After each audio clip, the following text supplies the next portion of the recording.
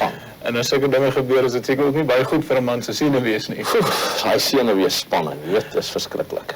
En senuwees ook aan jou vrou se kant, want ek verstaan jy speel elke naweek ergens in die land. Ja, jy weet, hoe voel sy oor die storie? Johan, ek is aan haar baie dankverskillig, jy weet, sy het ons geweldig bygestaan deur al die jare, want ek meen as jou vrou nie by jou staan nie, dan kan jy nie bo uitkom nie, dan moet jy maar die ding laat, en ek is aan haar baie dankverskillig. Sy het dit goed gedoen. Sy was natuurlik opgewonde en gegil en gehuil toe ons die aand wen, en dit was ook vir haar 'n baie groot geluk geweest. Nee, dat is lekker om dit te hoor. Ja. Maar hierdie orkes van jou, julle speel nou so oral en ek sal graag wil weet, is dit nog dieselfde manne wat speel? Ja. Jy sê man, sê jou eie lapa by jou eie steek kan net lekker wees. Word jy baie gedans? Ons sit so nou en dan hier met 'n stukkie vleis en ontspan, Jan. Lekker.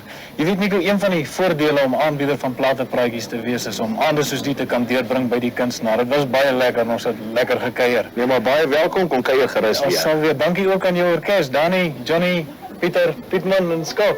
Lekker om by julle mense te kom wees. Baie dankie. Ja, dis dan Nico van Rensburg en ek dink daar's bitter min van u in hierdie land van ons wat nog nie op die maat van sy orkes gedans het nie.